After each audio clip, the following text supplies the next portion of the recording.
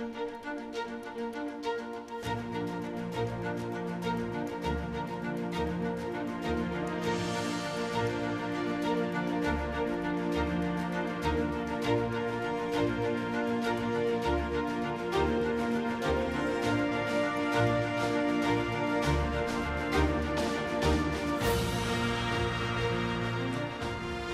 on Face the State, Ohioans can cast their ballots in the contentious Issue 1.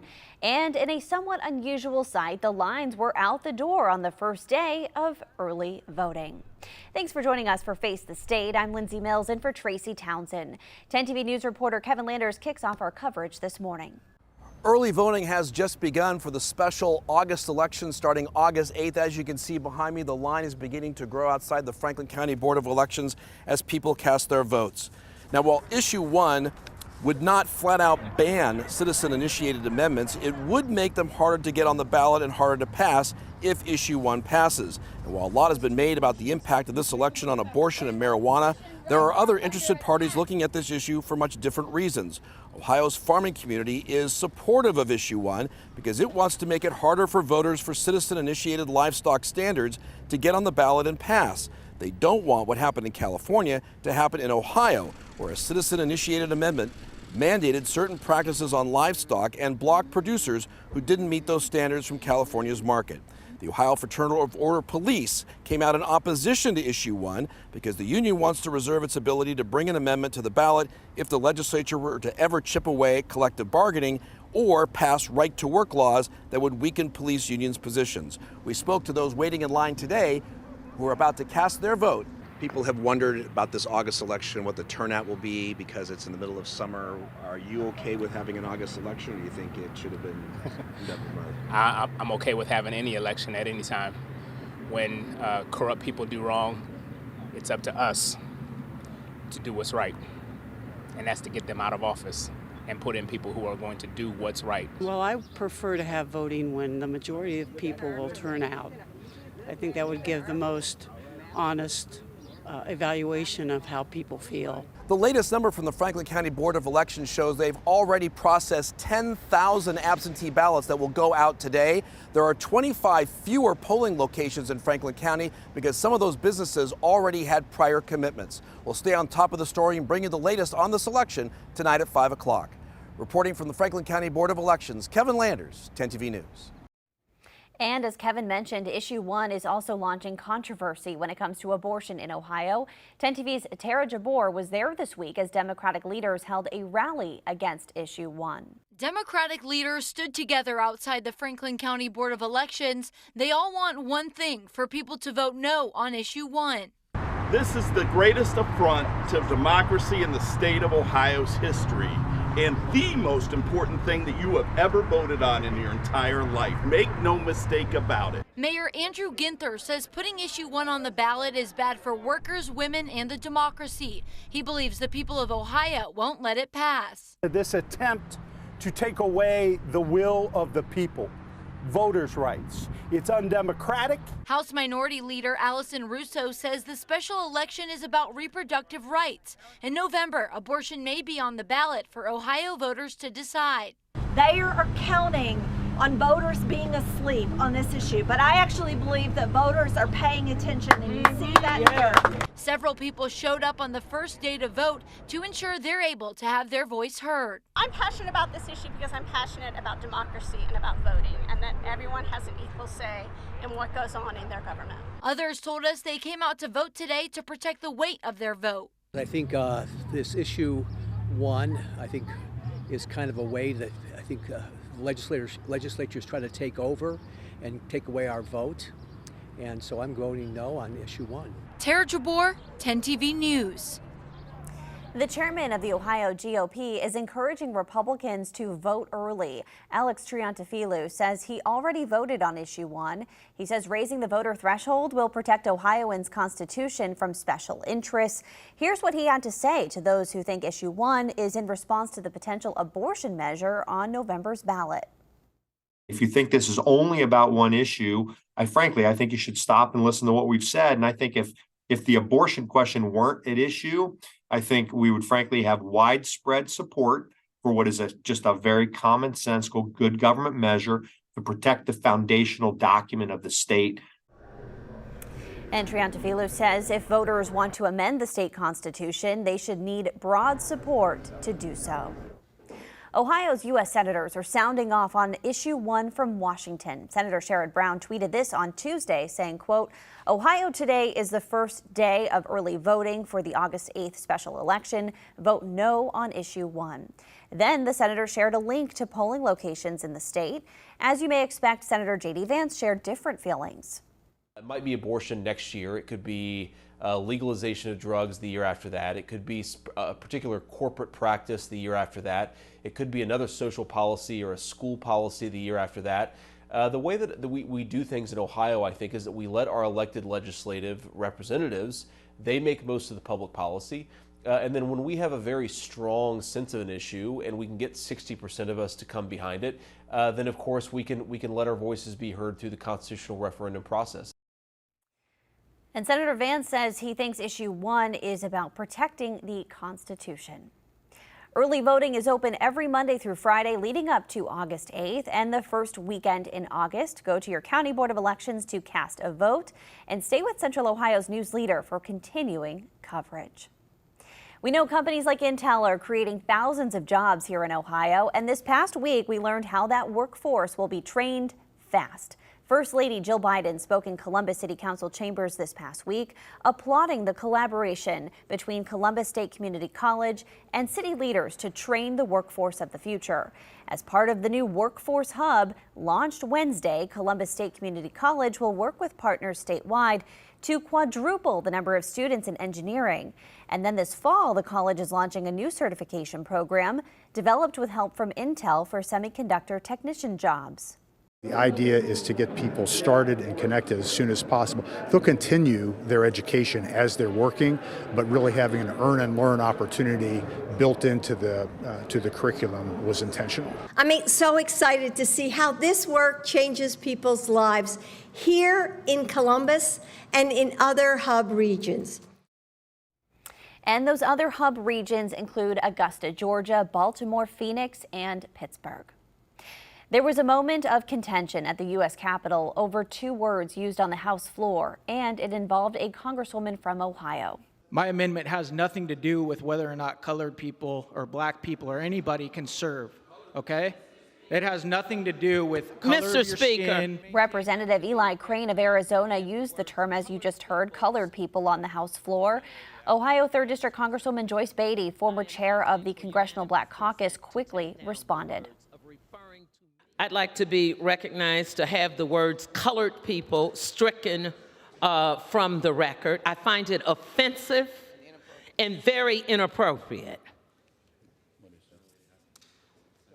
Is the gentlelady asking for unanimous consent to take down the words? I am asking for unanimous consent to take down the words of referring to me or any of my colleagues as colored people.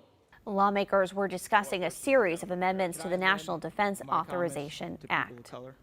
Lawmakers on Capitol Hill are now trying to figure out how to regulate artificial intelligence.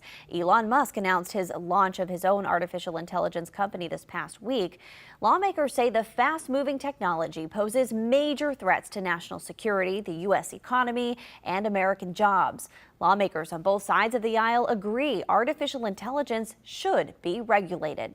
These hearings are not about any one thing. It's to get all 100 members to a level where when we start to legislate, we can try to do it the best way possible. It's going to put some people out of work. It'll create new jobs, but it's going to eliminate some jobs, and it's going to have a real societal impact. Now, back in May, you may remember the CEO of the company behind ChatGPT proposed creating a new federal agency to regulate AI. And since then, a bill has been reintroduced to do just that, but it has not been voted on. Some social media users and headlines claim a new law signed by Governor DeSantis means Florida will start building roads with radioactive material. Our Verified team is digging into those claims coming up. Plus, tracing guns to save lives will show you new technology.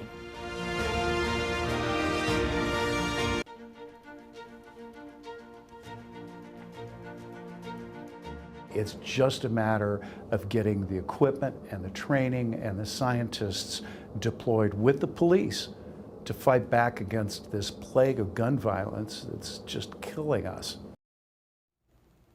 Tracing guns to help solve and prevent the same violent crimes. The state is investing millions of dollars on adding more NIBIN testing machines and technicians. NIBIN stands for the National Integrated Ballistics Information Network. It's the database used to compare guns and shell casings to see if they have been used in other crimes. In a story you'll only see on 10 TV, Lacey Crisp got an inside look at the Crime Testing Center and Lab. Because it's kind of like a fingerprint for the gun. So it will be distinct to that gun exactly, along with the firing pin impression itself. At BCI in London, expert technicians work on testing guns and their casings to help law enforcement solve crimes. We get really excited about stuff like that, to be able to tell them, like, hey, like, you know, you found these guns and we were able to link it to all of these different things. So like now you have some more information to go off of. BCI only had one NIBIN machine in the state until now. BCI just invested more than $9 million to ensure 6 NIBIN machines will be at BCI facilities across the state. How does something like NIBIN help track, trace, solve those gun crimes to maybe prevent more from happening? First of all, we know that people that use guns in crime don't just do them once and then are law-abiding citizens for the rest of their lives. They tend to be involved in crime after crime. The violent crimes tend to be committed by a relatively small group of folks. Attorney General David Yost is excited what this investment of technology will mean for crime prevention in your neighborhood. There's no question that we've got too much gun violence. We could talk all day about the causes and what we ought to do about it, but this is something we know we can do. We know what it will work. It's science-based. Any law enforcement department from across the state can now send guns, shell casings, or cartridges to the nearest BCI location for the testing. With the additional equipment, BCI is hoping to give detectives quick answers if those guns have been used in other crimes, helping solve more cases. NIBIN expert Lauren Van Dyne says she was able to link several cases together detectives may have never known were related. And in total, we were able to link 7 different Columbus cases together with those leads, and we were able to find the guns as well. Yost says this investment will also give larger departments like Columbus the ability to conduct the ballistic testing themselves. As this technology becomes more widely adopted by law enforcement, more available and accessible through BCI, having more machines, more technicians, more scientists that are working on it, and a bigger database, this has a major potential to cut over the next several years the rate of violent crime with guns. In London, with photojournalist Rich Jedlicka, Lacey Crisp, 10 TV News. Crime Tracker 10 is always working to keep you and your family safe. You can use the Crime Tracker 10 tool at 10tv.com/crimetracker10. There's a new identity theft scheme going around nationwide, but it's also targeting Ohio, specifically your driver's license information. 10 TV's Carly Dion explains what you need to know to protect your driver's license information. Criminals are using stolen information to gain access to BMV accounts to order a license under a new address. The director of the Department of Public Safety says this data breach can also lead to other problems. These criminals out there are incredibly sophisticated. Department of Public Safety Director Andy Wilson says this national identity theft scheme was first detected in Texas, with about 5,000 people being targeted before making its way to Ohio.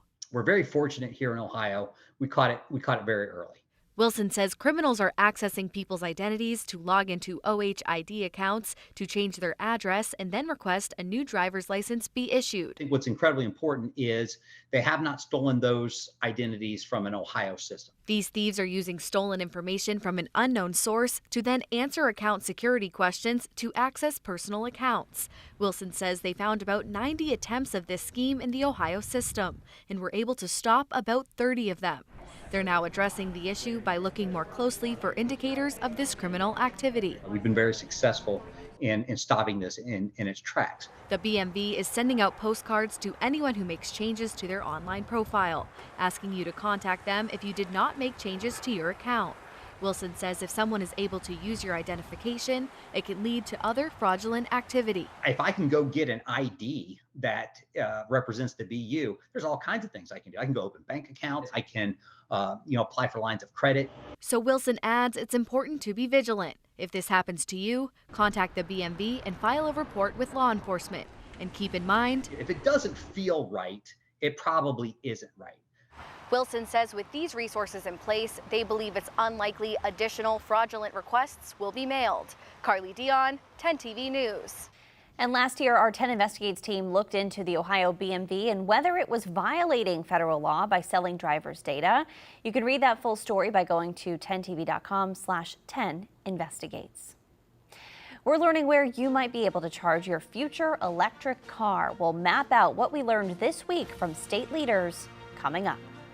And it's like riding a bike, an electric one, what you need to know to get funding to ride.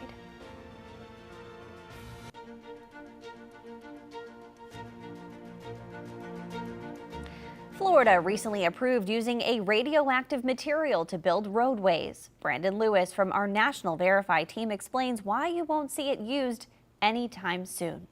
Some social media users and headlines claim a new law signed by Florida Governor Ron DeSantis means Florida will start building roads with radioactive material.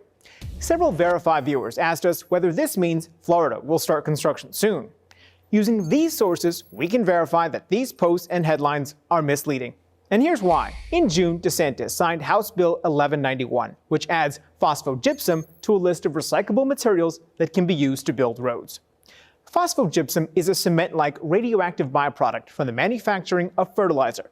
However, this doesn't mean the state will start using it immediately. First, the law requires Florida's Department of Transportation to demonstrate phosphogypsum actually works as a road material. If the DOT decides to move forward after testing, then Florida must ask the EPA for approval to use the material.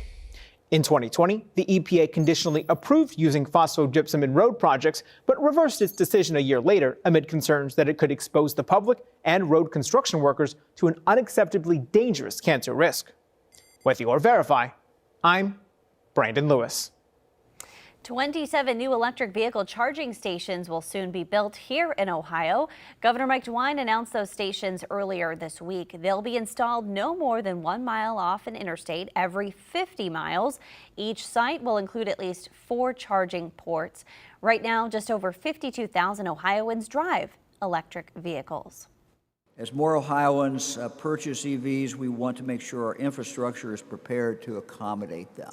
We must provide charging stations to all drivers so all drivers can travel confidently anywhere in the state of Ohio. And the charging station sites are being developed as part of the National Electric Vehicle Infrastructure Program. Ohio is getting $18 million in funding for those stations. There is a push underway in Columbus to get folks moving. This past week was the first week people can apply for the new e-bike pilot program. If you're eligible, you can get a discount anywhere from $500 to $1,200. City Council announced the program as a way to make e-bikes more accessible to people, especially as more folks move to Central Ohio. We'll see cost savings, as we talked about. Since it's much cheaper compared to owning a car, e-bike riders save thousands of dollars on fuel maintenance. We, as a city, will reduce traffic and parking congestion, especially during peak hours. E-bikes have a battery and a small motor. To be eligible for a discount, you have to live in Columbus, be 18 years or older, and have a household income less than $150,000 a year. For a link to apply for this story, you'll find it at 10tv.com. The 4th of July holiday has come and gone, but our Verify team is still getting questions about the flag and what's really appropriate to wear and when. Here's Abby Larico. Many of my fellow Americans love to wear their patriotism on their sleeves, sometimes literally. Search patriotic apparel and decor online and you'll see anything from overalls to bell-bottoms to a tablecloth to a full suit and tie.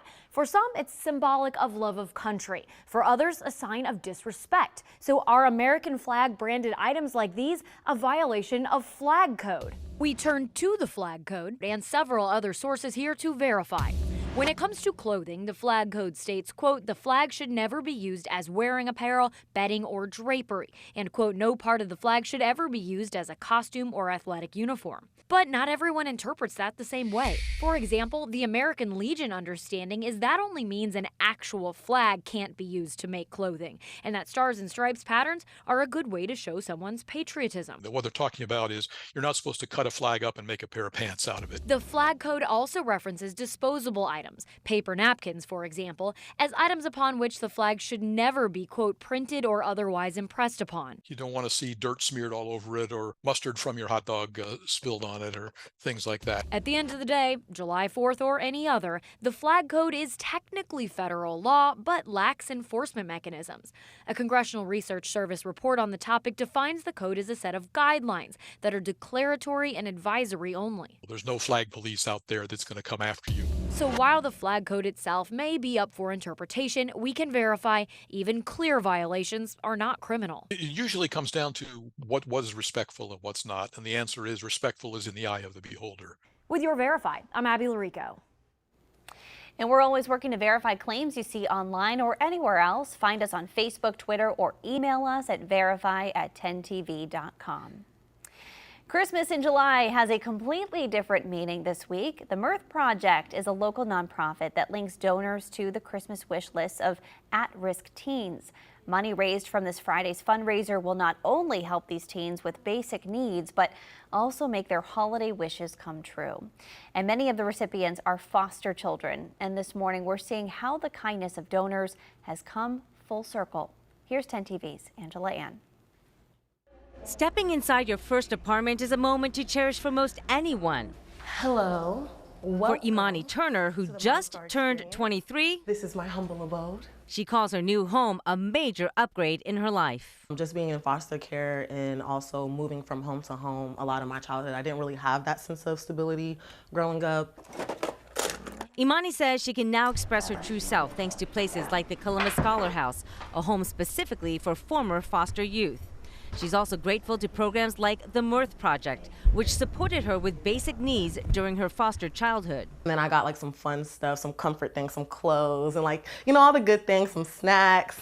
So it was really cool because I just, you know, got to celebrate Christmas in a different way than I usually do. I mean, it just feels like we're helping level the playing field, right? They get a new pair of Jordans, they might get a guitar. I mean, our donors, our people at Christmas time, they give them the things they need, like coats and sheets and blankets and towels, but also the things they wish for. Robin McAllister-Zoss created the Mirth Project in 2017. You know, we look at them and say, what do you need? Because there are no blanket fixes here. Since then, she says the Mirth Project helped more than 2,000 foster kids. So right here, this is about healing hearts. Imani says through other Mirth Project programs like career coaching and rent supplement, she no longer feels dejected or disregarded. I definitely think that by 18, we still don't really know what we want to do, and we still need a lot of guidance. Which is why she's donating several of her original paintings to Friday's Christmas in July fundraiser.